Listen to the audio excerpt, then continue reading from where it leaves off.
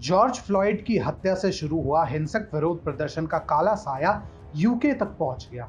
नस्ल भेद के विरोध के नाम पर शुरू हुए विरोध प्रदर्शन ने जल्द ही यूके में भी हिंसक विरोध प्रदर्शनों का रूप ले लिया और मूर्तियों को तोड़ने के साथ कई जगह पुलिस कर्मियों पर भी हिंसक भीड़ ने हमला किया।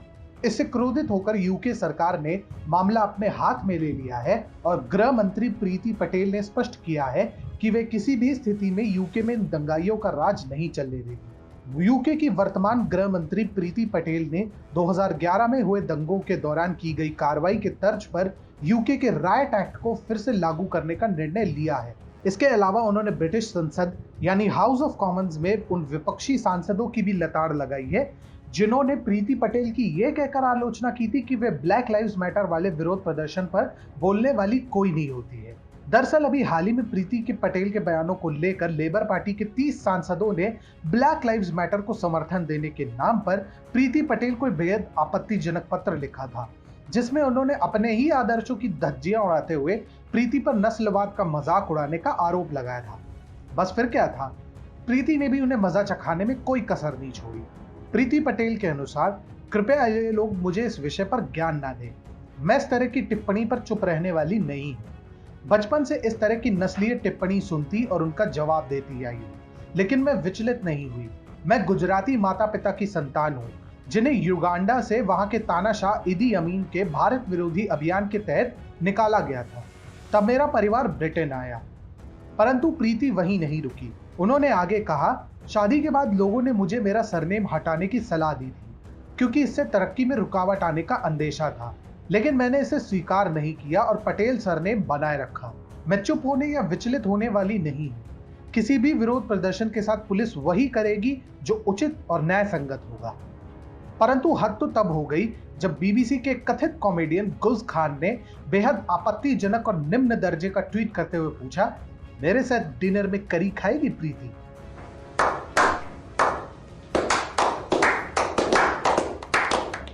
उसके जवाब में गुज के समर्थकों ने भी प्रीति के खिलाफ एक से बढ़कर एक नस्ल भेदी टिप्पणियां की, जिनमें से कुछ तो इतनी आपत्तिजनक है कि उन्हें यहां लिखा भी नहीं जा सकता। परंतु कई लोग ऐसे भी थे जिन्होंने नस्ल भेदी टिप्पणियों को मुंहतोड़ जवाब भी दिया। एक यूजर ने सीधा वामपंथियों को लपेटे में लेते हुए कहा, हमें बताया गया था कि वामपंथी बड़े सहिष्णु और दयालु होते हैं, पर ये तो ब्रिटिश सांसद लूसी एलन ने भी इस मुद्दे पर ट्वीट किया। इसी से आप समझ सकते हैं कि कैसे आज भी नारी विरोध और नस्लवाद को उदारवाद के नाम पर बढ़ावा दिया जाता है। मैं आभारी हूं प्रीति की कि उन्होंने यह मुद्दा संसद में उठाया। इससे पहले भी प्रीति पटेल को ऐसे दो मुहे वामपंथियों के दोगलेपन का सामना करना पड़ा है। कुछ महीने पहले द गार्जियन ने एक बेहद आपत्तिजनक कार्टून को प्रकाशित किया था, जिसमें प्रीति पटेल की भारतीय संस्कृति का भद्दा मजाक उड़ाया गया और प्रीति को एक मोटी औरत के तौर पर पेश किया गया। इससे एक बार फिर स्पष्ट होता है कि वामपंथी की उदारता और उनके लिबरल विचार किसी मिथ्या से कम नहीं है। सही कहा था ऐसे लोगों के लिए मोदी जी ने। हिपोक्रेसी की भी सीमा होती है। नमस्कार मित्रों, मेरा नाम है अतुल मिश्रा और मैं आशा करता हूं कि यह वीडियो आपको अच्छा लगा होगा।